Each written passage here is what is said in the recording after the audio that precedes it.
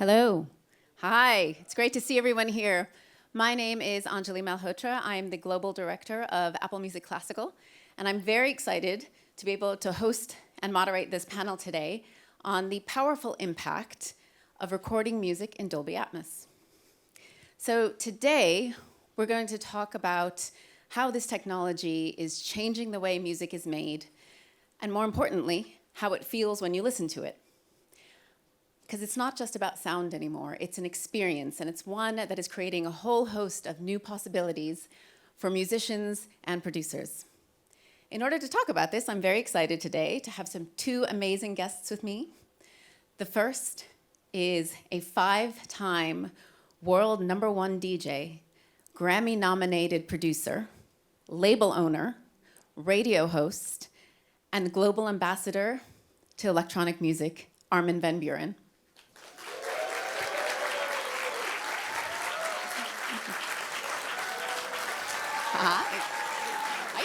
Thank you.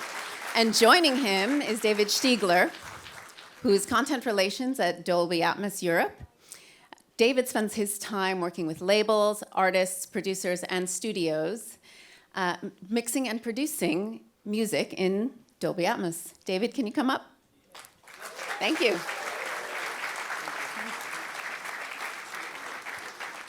So today we're going to talk about creativity, technology, and the emotion that connects them both. Thank you both. Thank you. So first I have to start with this beautiful space that we're in. David, can you tell us a little bit about how you worked with Armin, how this came together, this project? Yeah, so we're today in a space that is equipped with Dolby Atmos. So if you look around, you are all surrounded by sound here. We have brought a lot of loudspeakers in. We have some speakers in front, sides, rears, over your heads. So that's the idea of Dolby. Dolby Atmos is a technology that allows you to produce music and to play it back using the full three-dimensional space, all directions. And of course, such a technology only makes sense when there are creatives and artists that actually embrace the technology and that are using it. And that's why Dolby is working very closely with artists, with the creatives, with the mixing engineers, the producers, the studios behind all of that. Yeah, so actually first time that we got in touch was when Armada Records was starting to do more and more of their albums in Dolby Atmos, and they equipped some of their in-house studios with Dolby Atmos. So I went there, worked with your in-house mixing engineers, explained to them the Dolby Atmos workflows, got them into the technology, and then they worked on your previous album in Atmos, which was fantastic, and that's how we met. And then at some point, of course, I heard that you are also gonna install Atmos in your own studio, in your house, and wanna get even more involved with the technology. So then we met at your studio, and we set up a project, a session in Logic, and I remember actually those were tracks from that very album that we're going to show here. So you really had them lined up in your own studio, so you could work on them while monitoring in Dolby Atmos all the time. So that's how the collaboration came to be. Armin, would you tell us a little bit about working with Atmos and how it worked for you with this new project? Well, I walked into Concert Lab, which is a very special old church in the center of the Netherlands, in Utrecht. And Concert Lab is a project from Gabriel Liebkind, and at that time I already had 4 years of piano lessons, and I was sitting on these beautiful pieces of music, and I always felt like these need a home. And I walked in that venue, and it's kind of like this room actually. And you have to imagine, it's an old church, but it was turned into a modern studio. And I saw 60 microphones hanging from the ceiling, and I saw this amazing drone.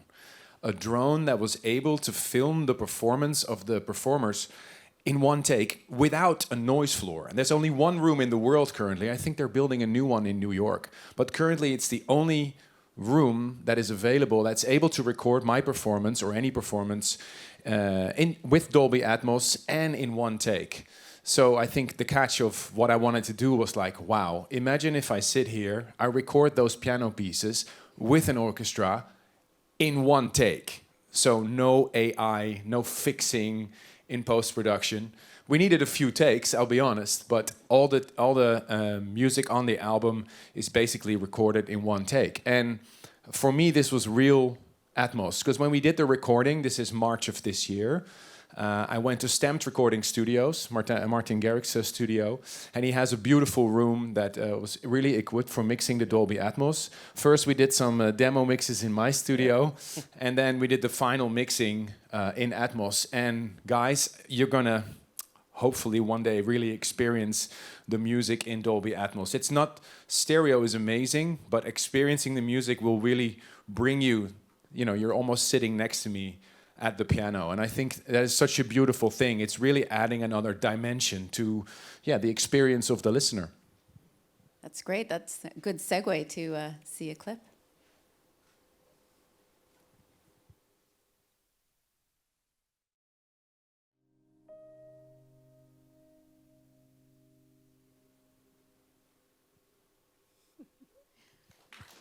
Yeah.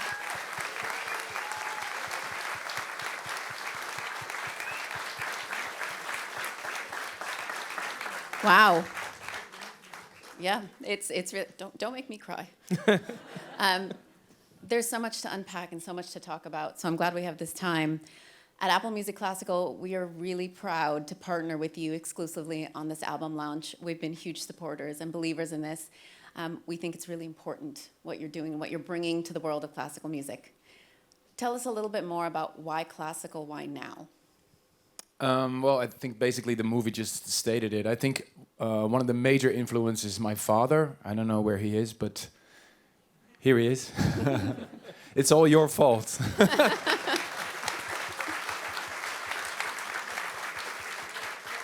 I dare to say that, and this goes to also my brother Eller.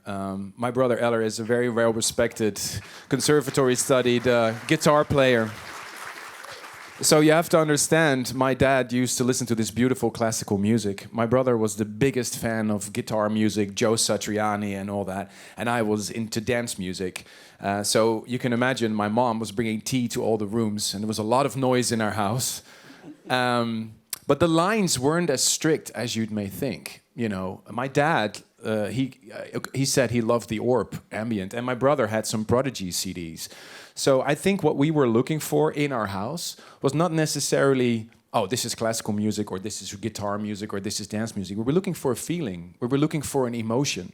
So call it what you want to call it. But I think in our house, and you guys can correct me if I'm wrong, we were looking for, an emotion that we all look for in music, and the best way to capture that. And like I said, there's this. I walked into Concert Lab and I saw this technology. You know, I'm a super nerd. I love technology. I'm crazy about gadgets, plugins, and everything. You know, the latest CD players, everything that's possible. So the drone combined with Dolby Atmos was like, yes, wow, I want to do this. But I think there's a beauty to real instruments, especially now with AI. You know, we don't really know what's real anymore. But there's such a beauty to playing real instruments. Like, I mean, all these great composers, they can't be stupid, right? So I learned the power of the breath in classical music. This is something that we underestimate in electronic music, and I wanted to break away a little bit from it. Not to say that I want to quit electronic music. Hell no. I love electronic music, but I remember when Lisa Jacobs, because she was featured, her orchestra was featured on the album, she walked into the room, and the first thing she said to me, "Let's breathe together." And I said, "Let's breathe together? I've been breathing for 48 years. What are you talking about?" And now I understand what she means. There's a beauty to the breath in classical music when you listen to that. And that's something that I think my dad tried to tell me for 48 years. And now I understand. Sorry, it took a little while. But there's a beauty to the human breath, which is what you can hear. Like on the first track on the album called Here For You, there's 6 seconds of silence between the last note and the second to last note. And that's something you would never consider doing in an electronic dance track. So to feel that emotional freedom, to feel the space between notes, which is music as well. And that's something I had to learn, and I'm eternally grateful for. You mentioned your father a lot and the influence he's had. By the way, we're going to hire him after this at Apple Music Classical. But a lot of people here, I'm going to guess, don't think of themselves as classical music fans. And so what would you say to anyone here who's surprised and also maybe curious. And how can they learn? How can they start to get into it? Well, as I'm sure there's Apple fans here in the room, you know, Apple does everything with a reason, and there's a big thought process that goes into that, especially with the Apple Music Classical app.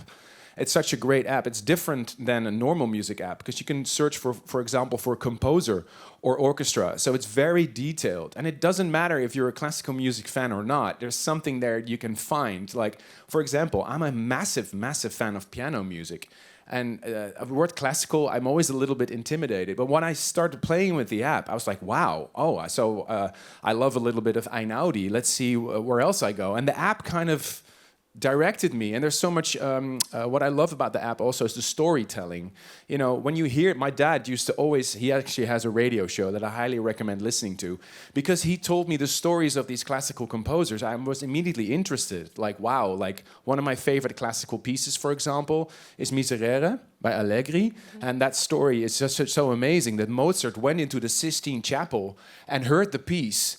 And it was not supposed to be played outside the Sistine Chapel in Rome, but he memorized it, came home, wrote it down from his memory, and that's how we know Miserere Me. And that's such a beautiful story that you find in the Apple Classical app. And there's a whole world to discover, which I think is amazing. David, you've worked closely with Apple in the past as well on Spatial, but where else can we hear Spatial out in the world? Apple Music is a streaming service that allows to stream this amazing music out into the world. And I think for all of you, at least for most of you, it's great you're sitting here and you're getting this amazing experience. But of course, where else can you hear music in immersive? And there is actually, or I think that's part of what makes that technology really work, is that we try to make it accessible. So you can, using Apple Music, you can stream it, for example, to home cinema systems, smart speakers, sound bars out there in the living room. Of course, it's part of Apple Spatial Audio, so you can hear it on headphones. So you all have it in your pockets already. Just put on headphones, and it gives you that impression of being in that space. And then, actually, very nice nowadays, we start to put Dolby Atmos into more and more cars. And if you think about it, how do you stream music into your car? Of course, you're using a streaming service such as Apple Music, so you're getting it into the car, the full Dolby Atmos mix, and you can kind of imagine it a little bit. We take like all these speakers here and we shrink them to the size of a car, so what you would hear from the rear in this room would also be in the rear of that car. So sitting in that car really gives you that full immersive experience, which is some very nice ways that we can have that experience outside of this space, or when we don't happen to be in the studio or in the recording room with Armin. Yeah. I'm going to ask you a probably tricky question for you, Armin. Is there a favorite track that you have on this album? Oh. We didn't plan this one. Well, all my tracks are my babies, of course. I mean, it's like asking if Fenna or Remy would be my favorite child. That's impossible to answer. But I guess if one, then I just played it in the store. It's a track dedicated to my brother and my father. It's Fathers and Sons. It's a very simple song, but there's a lot of personal meaning to it. For example, it's written in F. It's the Holy Trinity, the Father, Son, and the Holy Spirit. There's a lot of pain in there. There's a lot of beauty in there, and it's a highly personal track. And I think if you really put me on the spot, which you're doing, then I'd have to say that one. But I'm also very, very proud of the first single that's out now. It's called Sonic Samba. Yeah. The album drops October 31st, but we are very privileged because we are going to get to listen to 3 of the tracks for the first time, the recordings of the tracks in this amazing room, and the first time debuted in public today. Before we do that, I'm curious from you both to hear what we should be listening for, what makes Dolby different in classical than in dance and electronic. I think if I start answering it, I think in electronic music, also like on your previous album, you were here on stage with us last year for your previous album. Of course, these are electronic elements. There is no real room. They were created in synthesizers and computers. So they were placed in the space very, let's say, freely. Things were moving around, sometimes circling across the audience, whatever would fit for the message of that track. In classical music, I think it's different. We have this amazing space where it was recorded, and I think there can't be anything better than that. So the goal should then be to try to replicate that, to make it sound like we are in that space with you when it was recorded. Yeah, I don't think there's a better way to put it. And I'm actually a little nervous because this is a project I've been working on for 5 years. It's the most expensive recording process I've ever done, and personally the most vulnerable thing I've ever done. Everything is recorded in 8K video with 60 microphones and a live orchestra in one take. And now is the moment I'm going to share it with you for the very, very first time. I hope you guys are just as excited as I am. Oh, well.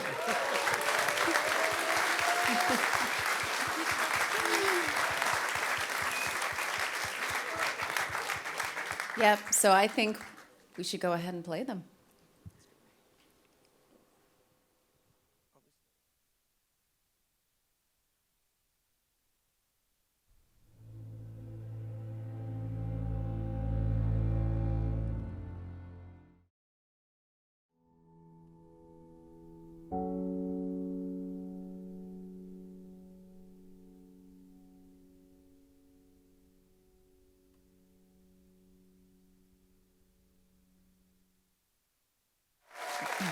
Let's hear it for Armin van Buuren.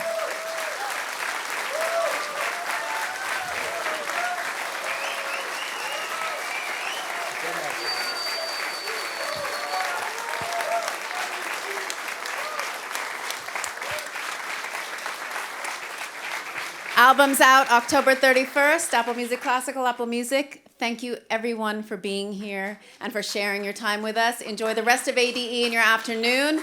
Press and media over that way for Q&A with Armin. Thank you. Thank you so much. Thank you.